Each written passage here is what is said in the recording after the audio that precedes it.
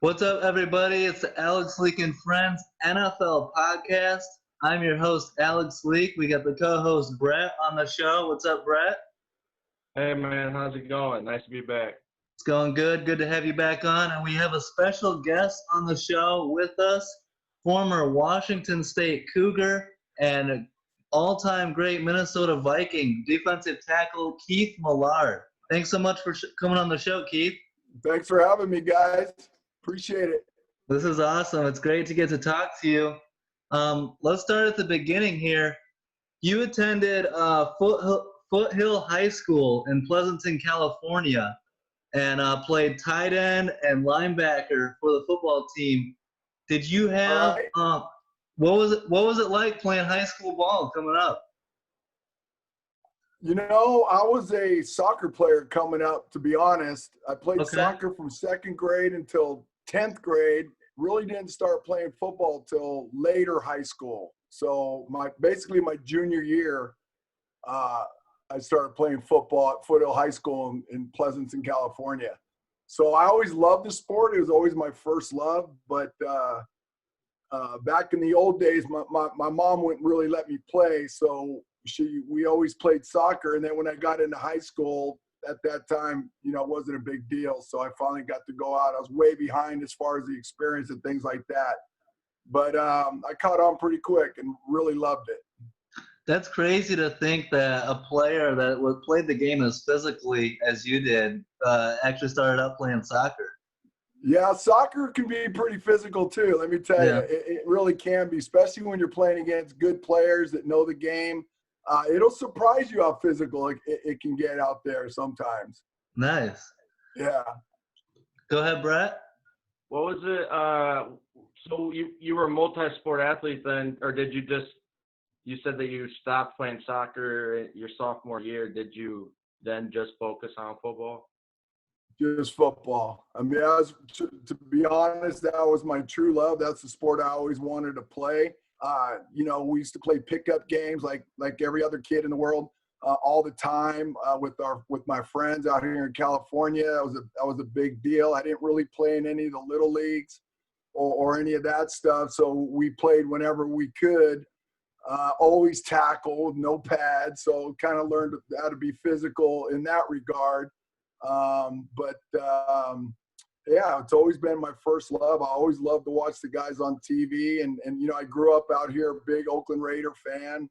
Nice. My family's all from San Francisco, so they're all 49er fans. But growing up here in the East Bay area, you know, I grew up a Raider fan, big, huge Raider fan, and went to school with a lot of the players' kids. And John Madden's kid was at our school. So we were pretty much a Raider community at my school where I lived. That's very cool.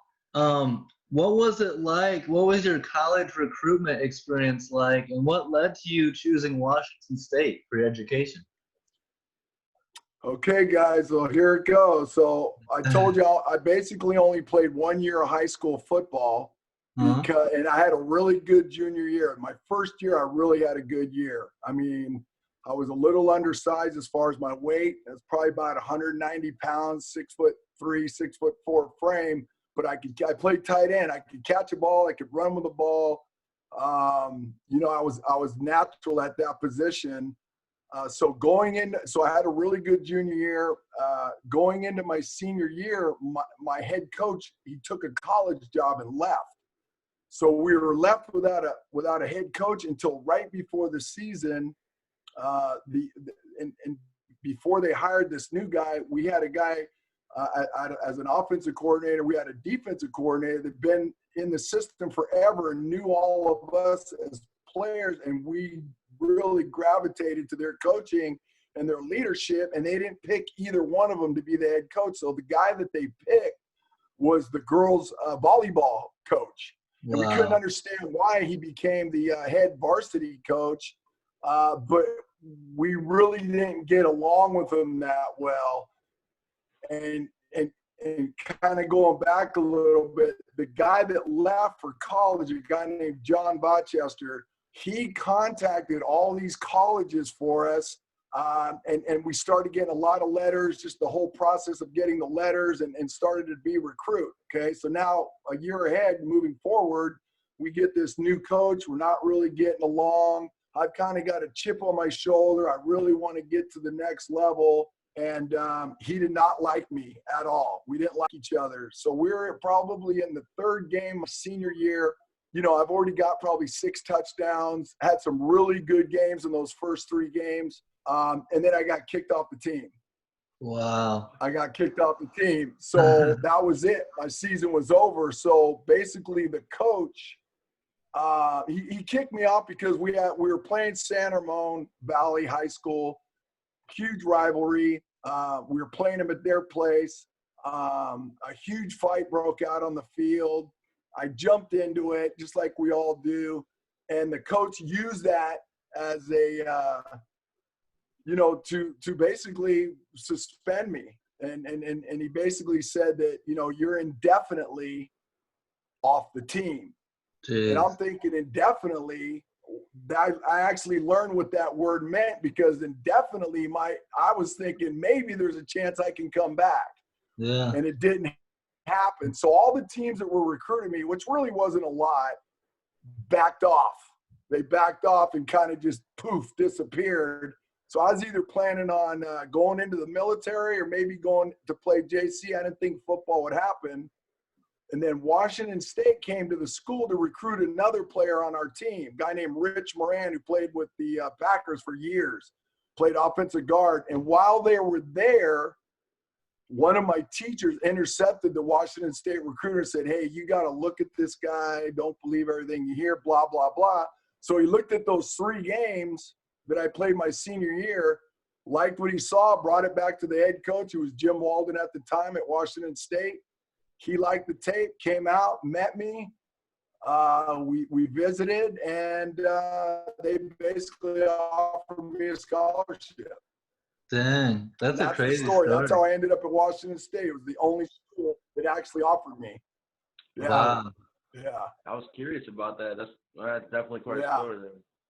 Yeah. So I ended up being a first rounder out of that school. It was a huge deal because we didn't have a lot of them coming out of Washington State in those days. This was the 80s. The only big name that ever really came out of there was Jack Thompson, the throwing Samoan, who played with Cincinnati years ago, and then Tampa. So it was, everything happens for a reason. I just think it was fate. Ended up there at Washington State, and then how everything progressed from there. Had a great meeting, which really I needed in those days. Had some great teammates and, great friends, and learned a lot there. And, it was a great experience for me. Yeah, nice. Your time there, you were, you started off playing or as a tight end. What was the move over to tackle or defensive tackle like for you, and switching in the trenches there? Okay, good question. So when I was in high school, even for those days, we're talking about 1979. I graduated in 80, 79, 80 season, especially my junior year before that, 78, 79 season. We threw the ball. I caught a lot of balls. I was used to catching the ball, I could run with it. I was, as a position I was just natural for, and that's what they recruited me as. They brought me there as a tight end, but Jim Walden ran the veer option. So when you run the veer, you don't throw the ball much. So basically you are a blocker. You're like an offensive lineman. You might, we had an All-American tight end on our team at that time, 3-time All-American, a guy named Pat Beach, who started as a sophomore, and I was behind him. And, that would have been, who knows how long it would have taken me to break in the lineup. You never know, right? But as a freshman, I was his backup. And all I did was block and watch him play. So I went to the head coach and said, look, is there any chance I can move to defense and play linebacker or whatever? At that time, I was like 205, 210, maybe, my freshman year in college.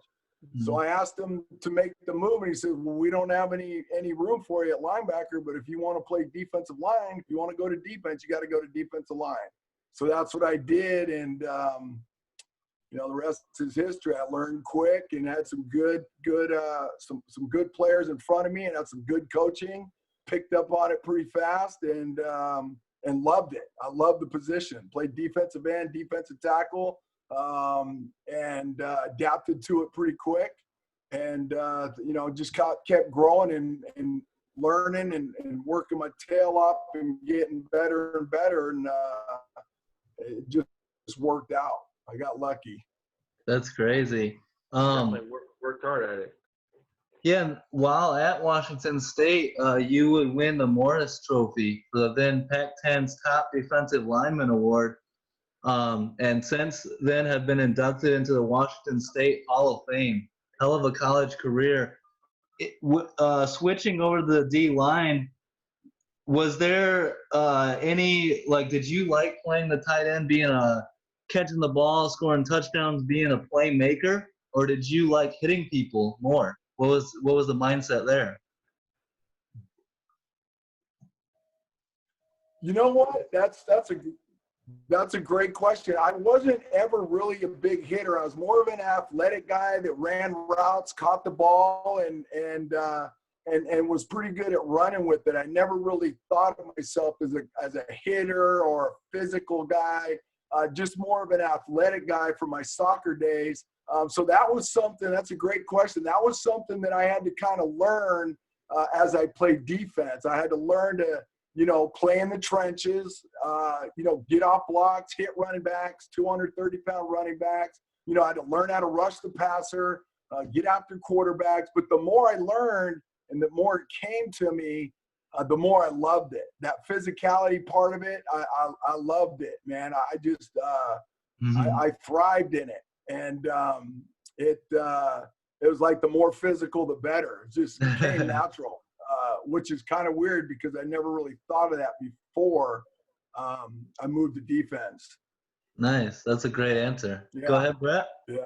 I'm curious here at the end. Well, how did it feel to win back-to-back Apple Cups there in Washington at the Great question. So on the road? Washington Huskies, right? UW, we call them the Dogs, right? Mm-hmm. They call themselves the Huskies. We call them the Dogs. It was a huge rivalry.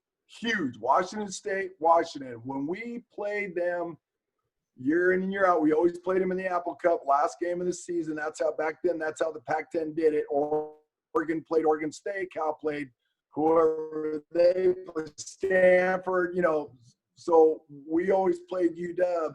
And Coach Walden hated them so much that basically by the time we got to the field, I mean, we were frothing from the competitive spirit of wanting to beat these guys. My junior year, we won 2 games, tied 1, going in to the UW game, all they had to do was beat us, and they're going to the Rose Bowl. If they beat us, they're in because of the way their record laid out as far as with like A-State or whoever else. So they had to beat us to go. And we played them, my junior year, we played them at Washington State in the snow, and we beat them. It made our whole season. We only won 2 games, tied 1, and beat them. And it was like we won every game that season. We were so pumped up. It just made our whole season. And then my senior year, we were whooping everybody, all the good teams, A-State, all the teams that were in contention for the Rose Bowl. And then we had to play UW the last game of the year, but at their place this time. Okay? Pouring rain, and we went down there and just laid them out and knocked them out of the Rose Bowl again. We ended up going 7-4 that year.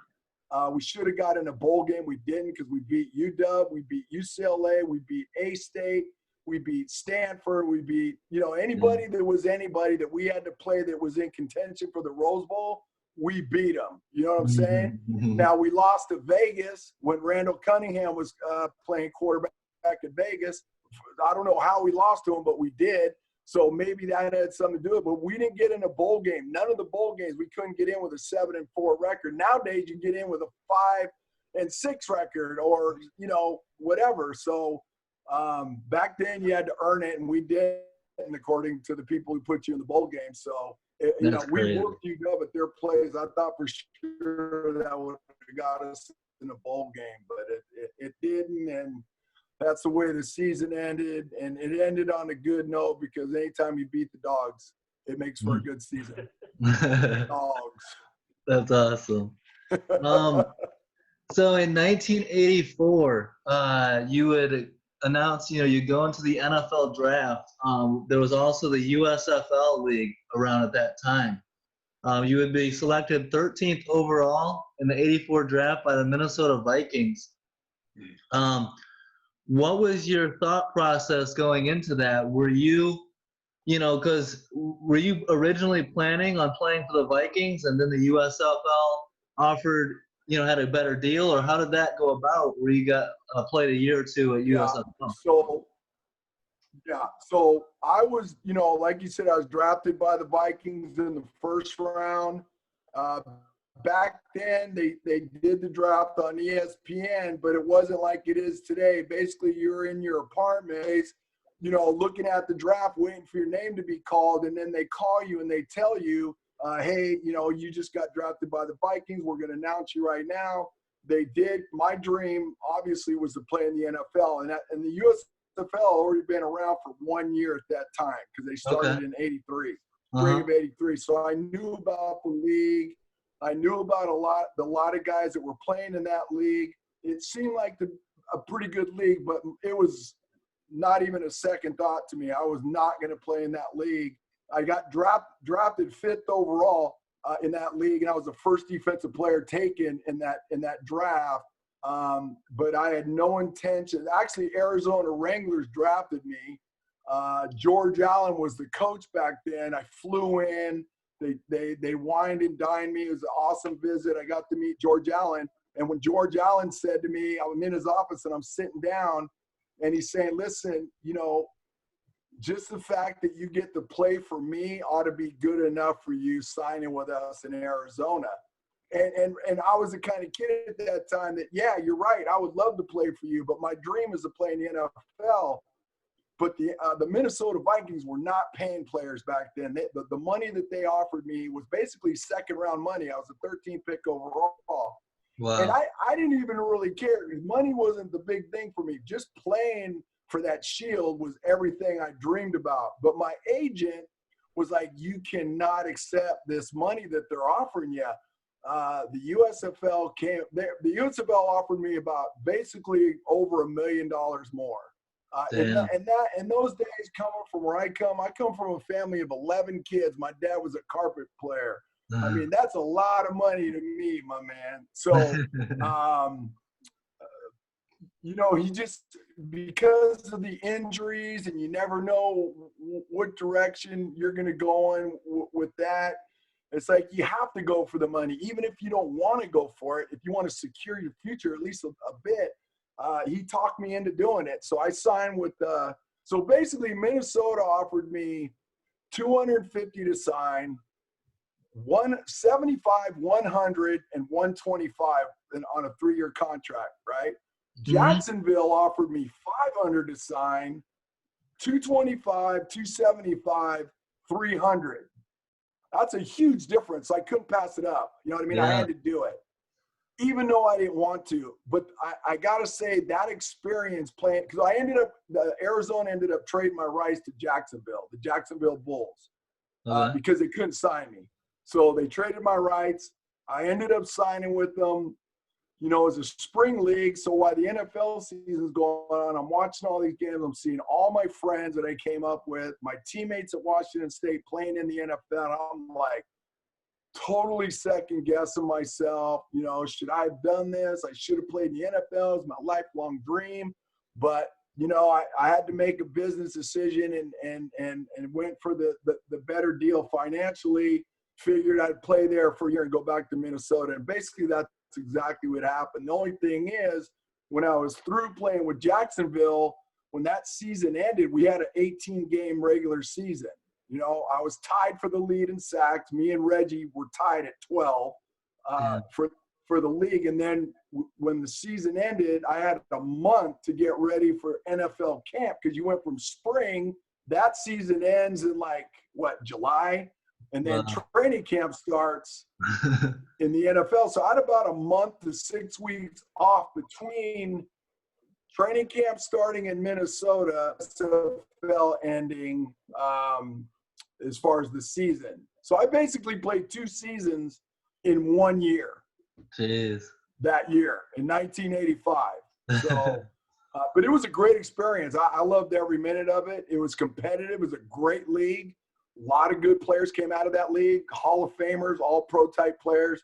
I mean, the names, you know, Reggie White, Steve Young, Jim Kelly, Gary Zimmerman, Anthony Carter. I mean, you know, there were so many good players that came out of the league. So from that standpoint, it was good competition. I felt I had another year under my belt to get better at my craft. And then when I went to Minnesota, I was ready to go. I had 11 sacks my first year there. Only started 5 games. So I got my feet wet quick, and everything worked out. It just worked out. So what you're saying is, if I heard this right, you recorded about like 23 sacks in a single year. That's incredible. Yeah, 2 teams, a lot of games, but yeah, 11 and 12 basically. Yeah. That's crazy. Yeah, it was fun too. Mm-hmm. Go ahead, Bret. You went your 3rd year in the NFL. You played in the playoffs against Joe Montana and the 49ers at Candlestick. What was it like going in there and beating them? So, you know, it was like being in awe. They had so many big time players on that team. My rookie year in Minnesota, my very first NFL game was against San Francisco at our place. And I remember going on the field and seeing those guys that I've watched on TV for so many years and just thinking, wow, it's unbelievable to be here on the same field with these guys. I got my first NFL sack against them. We beat them. We beat them in Minnesota. So that was my first memory of San Francisco. The next one, obviously, is when we went down there to San Fran and played them at their place and beat them during the strike year in the playoffs.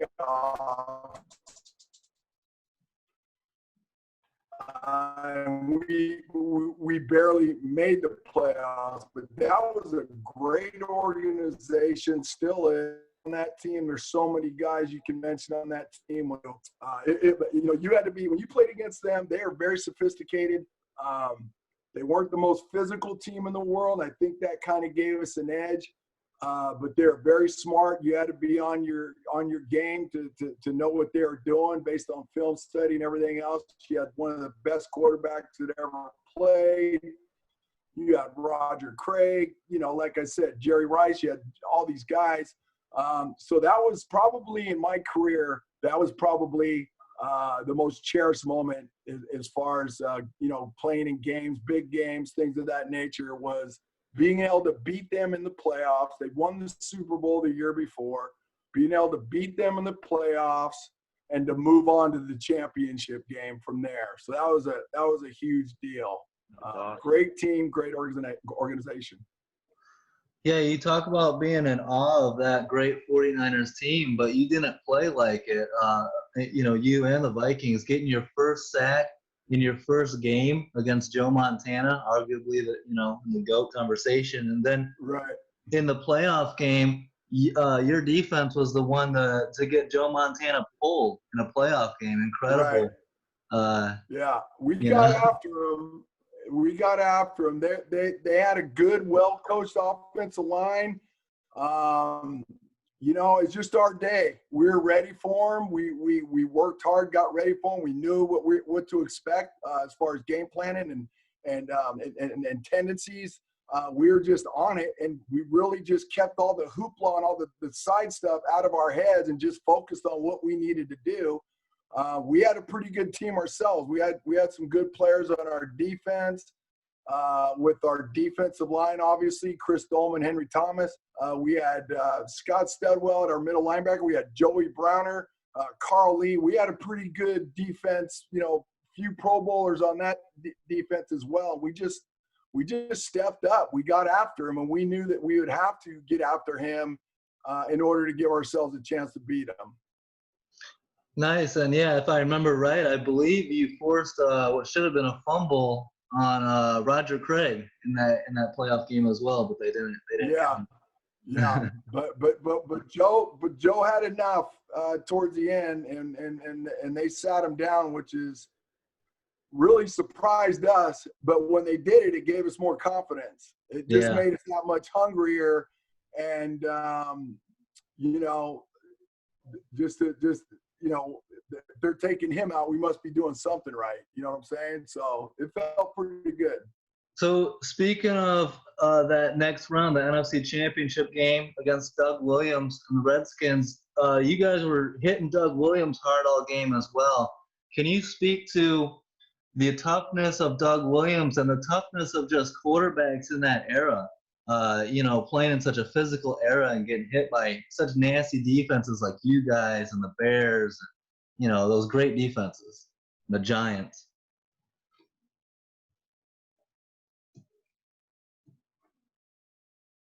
Right. Yeah. And that was the thing, when I was coming up, the defenses that I looked up to were, obviously Chicago. The Redskins had a great defense. The Raiders had a great defense in those days. And, and all my heroes were on those teams. Howie Long, Dan Hampton, Richard Dent, all those guys were guys I looked up to. So they basically set the standard for us, and that's the kind of defense we wanted to be. And obviously in the NFL, to get there, you got to earn it. You got to put work in, and you got to make sacrifices. And I think to be on par with those guys, I think we did that. I think we gelled as a defense. We were really tight in the locker room. We were tight off the field. We did everything together. Speaking of our D-line, we ate breakfast together on Saturdays, and every Thursday night we called it D-line night. We go out and eat dinner and just, kick back, but we were always together. We challenged each other. That closeness just made us, put out for each other. We just, whatever it took, man, we were going to do it, and to help our teammates and our brothers out. And that's what we did. I think that closeness just made us gel, and just put us on a different stratosphere when it comes to defenses. That's awesome. Great insight. Go ahead, Bret. Do you still keep up with the NFL now then? And I mean, are you following the Vikings then? I'm just curious as far as how obvious. Yeah, of course. So, I get back there probably twice a year, and I see all the guys, all the teammates. We all come back. They bring us back 2 or 3 times a year. They call it Legends Weekend. For me, it started in 2000. They put me on the 50th greatest thing with my teammates since I was a player, because I was coaching. I coached in the NFL after I got out of playing, and so the only time I ever got back to Minnesota was when whatever team I was coaching, we played Minnesota, and at that time I was coaching with the Raiders. So, but then in 2010 they brought us all back for that 50th greatest players with the Vikings, and that was such an awesome reunion for me because it'd been so long. And ever since then, I've tried to get back there at least once a year to see the fellas, just to, reminisce and hang out. And, Henry Thomas is, one of my go-to guys. Chris Dolman was one of our go-to guys. John Randall, Steve Jordan. We'd all get together. It was like we never left, man. I'm telling you, it was, brothers for life. I know that's cliche, but it's true. When you go back, man, you love these guys. And it's really hard to explain, but when you go back, it's just like a family member. Just going back, you haven't seen your family in a while, and you get back together. It's just right where you left off, and that felt good to me. So I made a vow. I'm going to try to get back there as much as I can whenever they bring us back, or whatever the situation may be. Legends Weekend, golf, some charity event, whatever it is. I try to get back there as much as I can. See the guys. Exactly. Yeah. Going to, we have to talk about 1989, Defensive Player of the Year. Incredible season. 18 sacks as a defensive tackle, a record that stood for a long time until recently. Aaron Donald breaking that record. What an incredible year for you personally. What do you remember most about the 1989 season, and what did winning that Defensive Player of the Year award mean to you at the time? We had a great year. We were playing well, all clicking on all cylinders. Chris Dolman had a great year. Really, our whole D line had an awesome year. We had 71 sacks. I think 59 and a half of those 71 were by the D line. That's a lot. Like you mentioned, I had 18. Chris Dolman had 21 the same year. Henry Thomas had 9, and Al Noga, our left end, had 11 and a half. That's on the starting defensive line. So we were hot, man. We were rolling people up in those days, and it was a great year. I mean, we were winning games. We were just tearing people up. I just felt like it's hard to explain, but you just kind of get in a zone. It's like you got everything figured out, and you got that quiet mind, and you get out there and you see things differently, and everything makes sense. And then you just unleash it all and just go for it. And that's basically what happened. It just, everything clicked. And as a defense, and really as an individual player, things clicked for me, as well as a lot of guys on our team. We had like 6 Pro Bowlers that year. I think 4 or 5 of them were off our defense, maybe even more. I think we had 8 actually. 4 or 5 of them were off our defense that year. So the thing that really bothers you, though, when you look back, and really even then, we had a lot of talent on that team. We just didn't have it in the right spots. And, our offense was built on a running game, and we didn't have the type of running back that could get us over. We weren't a predominantly good passing team. We could pass, but it was all based on the run. And if you don't have a good running back, it puts your offense in a bind. And we always seem to be, I don't want to say bailing out. That's not what, but we're always having to fight to keep ourselves in a game. And we did some good things offensively, but we just couldn't finish the way we wanted to because we didn't have the pieces. Yeah. But defensively, we had all the pieces, man. We were ready to go, Yeah. Those are nasty defenses. Yeah. Go ahead, Bret.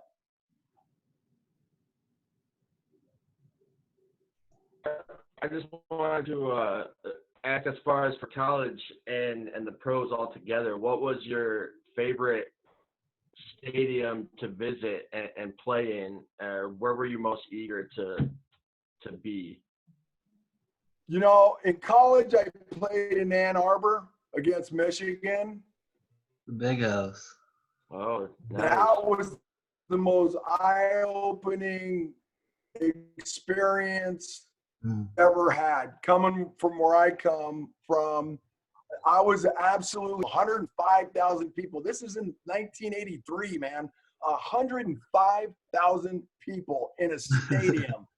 It was so loud. But I would say that stadiums, I never really, stadiums, I didn't really ever think about that stuff. I didn't walk into a stadium and go, oh, wow, this is, it was all about, on that field and between the lines for me. So I never really paid much attention to the stadium, especially on the road. But I can tell you right now, our stadium, the Metrodome where I played, was absolutely the loudest place I've ever played. The most exciting, enthusiastic fans that you could ever imagine. And they were our fans. And I'm telling you, they made it really fun to play in that Metrodome because how fired up. When you made a play, man, you felt the energy coming from our fans. And it just made you want to make more and more plays just to hear that, that boom of the fans just going crazy. It was a fun place to play. Did you guys have that horn that would go across the stadium? Oh, yeah, the boom. Yeah. Yeah, we had that, and we had the little bike and all that. The thing that we didn't have when I played that's really prevalent now is we didn't do any of that stuff when I was there. It's really big right now. Mm-hmm. That's crazy. The skull chant. Oh, the skull chant. Skull. I got to go back there last year to blow the horn and lead the skull chant before the game. It was pretty cool. Fans get into it, man. I'm telling you. That's awesome. We got great fans. Bret, you got one? Well, how was your reaction finding out that you were going to be a part of the all-decade or 1980s all-decade team, and how would you compare it to some like winning the Morris Award or 50 greatest Vikings? Yeah. So I'll tell you like this, and I'm being truthful. So I never knew there was an all-decade team, so it didn't really faze me. And then the other thing, when they told me that I won the Defensive Player of the Year, I was sitting in my locker. Chris Dolman was my locker mate, so our lockers were right next door to each other. And I really never paid attention to that stuff because you can't control it. So I never really thought about it too much. The only thing that I ever wanted to do when I played was I wanted to make a Pro Bowl because I wanted to be viewed as my peers or as the guys that I looked up to, you know, the Dan Hamptons and Howie Long, Rulon Jones, to me. So I didn't really pay too much attention to it. So when I found out about the all-decade team, I don't even remember how I found that out or what came of it or if I ever even knew about it when it happened. It's an honor to be on it. Don't get me wrong. It's an absolute honor to be on it. And I'm proud of it. But I just really didn't think about those things too much as far as that just seemed way too out there for me to even really think about it. NFL Defensive Player of the Year, that's a huge award, man. If you look at some of the guys that have won that award in the past, you know, those things never entered my mind. Even when they told me in the locker room, I was like, really? You know, what's going on? It's all great and good, but for me, it was more about, you know, just being on the same platform as my peers, the guys that I looked up to. Nice. That's a great answer. When Aaron Donald was coming up and when you finally did break your record, what were your thoughts on that? Was that something that you cherished, that record? And what did you think seeing, you know, Aaron Donald be the one to break it? First of all, no. I mean, that's another thing. I didn't even know I had a record, and probably until maybe few years before that, I didn't really, because I always knew about the sack record, which Strahan broke. I didn't know that there was a defensive record.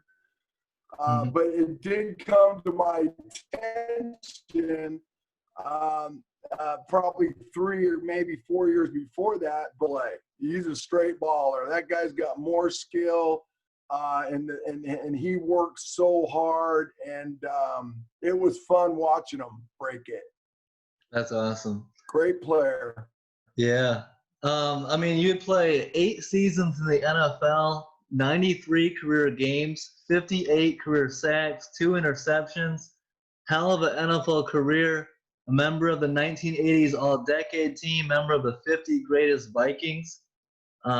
Looking back on your career, what do you remember most? And, you know, what do you like to think about when you look back on your 8-year career? Yeah, great question. Don't ever think about any of those things you just mentioned. You never think about it. It's always about my teammates, the experiences that I went through with them, the games that we played together, my coaches, Metrodome. And I know that sounds, you know, whatever, but those are the things I thought about. Those are the things that really made a difference to me. Being in that locker room with guys that, you know, big guys you love playing with, your friends, guys you love. and came up with. Like Chris and I, we came up together. We were rookies the same year together. And there's a lot of guys on that team like that. So, and the good thing, back in those days, in the 80s, we didn't have free agency till later. So when whatever team you were on, teammates were your teammates for 8, 9, 10 years back in those days. So we really had more of a family atmosphere because you played with the same guys year in, year out. And I think that's the biggest thing for me that I love the most is I could say, yeah, I played with Chris Dolman for 7, 8 years. I played with Henry Thomas for 7 years, played with Tommy Kramer for 6 years, Steve Jordan for 8 years, you know, Joey Browner my whole career. He was drafted the year before me. I mean, nobody went anywhere. Whatever team you were on, that was your team. So you became closer, you became more of a family. And because of that, you fought for each other, man. You laid it on the line for each other. And to me, that's what sticks out the most about playing in the NFL and playing for the Vikings. That's awesome. Yeah. Go ahead, Bret. Do you have one last question for Keith? What was that? Do you have one last question? Oh, for your, I guess, so you're talking about the friendships and the aspect of the relationships that you made. Is there, how was it, I guess you said that you played with a lot of the same people for a long period of time. How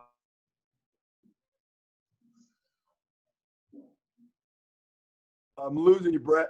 Yeah, I think we lost Bret for a second. You there, Bret? Did you hear him, Alex? Did you hear the question? I think it cut out right before he got to his question, so I'll jump in here. Okay. So you got to coach in the you coached in the XFL and with 4 different teams: the Broncos, Raiders, Tampa Bay, and Tennessee. What are you up to these days, Keith? And do you ever think about getting back on the sidelines down the road? No, those days are over. I've had a lot of injuries, a lot of surgeries. You know, same as all of us guys at this age. You know, I've had hip replacements, knee replacements. I have a family. I have a wife and kids. I've got a big family, 6 kids. So when you coach, remember, in the NFL, you get hired to get fired. You got to move around a lot, and it's kind of hard on families. So even though my family was very supportive of my career, and as much as I loved it, my last job in Tennessee, and actually my last 2 jobs, Tampa Bay and Tennessee, I was there without my family because I had kids in high school. We didn't want to move them. So I was gone for about 4 years. And then my last year in Tennessee, I was basically coaching injured. I had a hip problem. I knew I needed a hip replacement. I already had one on the other hip. So I was always in the training room getting treatment, you know, more than the players, you know, but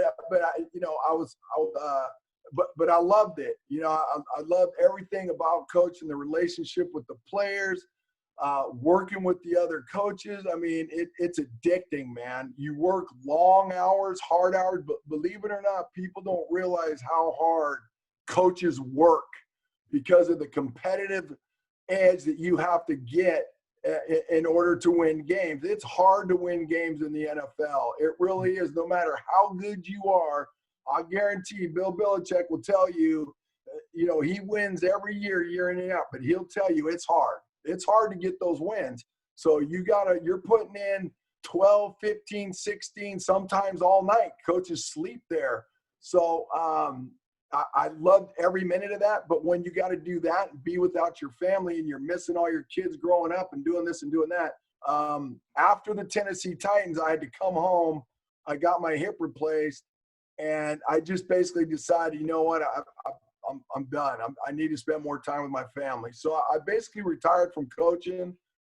I also had my own business of training high school and college kids, and also training the combine kids, getting ready for the NFL combine. I did that for a while just to kind of be on my own. And then I just started coaching my kids. Whatever teams they're with, I got involved that way and loved doing it. So I was lucky. I was able to spend more time at home, and and spend more time with my kids, coaching them or just going to their games or whatever. So the last couple of years I've coached high school. My son's the head coach. My other son is the head coach, and my youngest son is on the team. So, me and my two boys coaching high school ball for nothing, right? And it's a great way to work with kids, which I've always loved. And it's a lot of fun, and I get to be around my own kids. So that's basically what I'm doing. Yeah, that's awesome. That's good to hear. And that's something that, fans and people don't think about is the getting up and moving away from family and having to move all the time. And that's got to wear on people. And sorry to hear about all the ailments and stuff as you get older. And I really hope that, the NFL does a better job going forward of taking care of their own and down the line and stuff. So, but it was great to have you on the. I think they're getting better. Go ahead. I was just saying, I think they're getting better. The players union has done a lot for us. The NFLPA, I think they're starting to realize that, players my age and the ones that are even older, some of us need help, and especially when it comes to medical and this, that, whatever. And I think the NFL's stepping up in that regard to try to help players out. So the NFL's been good to me, man. I can't complain about it. They've just the fact that they've been there in the first place for something for me to dream about and set goals as a start, and they've always been good to be in Minnesota. They're great to me in Minnesota. As far as contract, we never had any squabbles. Everything always worked out. I had great coaches, great management, great teammates. I mean, I can't complain. There's nothing I can complain about. I loved it. That's awesome. Yeah. That's a great attitude. Well, thanks so much for taking some time to come on the show, Keith. It was an honor to get to talk to you, talk some football, talk about your great career.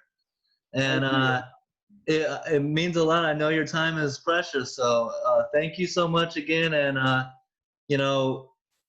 take care of yourself and thanks a lot. Thanks for coming on. Okay, no problem. Thanks for having me, Alex. Hopefully we can do it again, and maybe next time I can see Bret, without that freeze action the whole time, see him move around a little bit. But it's great talking to you guys. I appreciate you having me on. Yeah. Means a lot. Thank you a lot. And have a good one, Keith. Take care. You too. You too.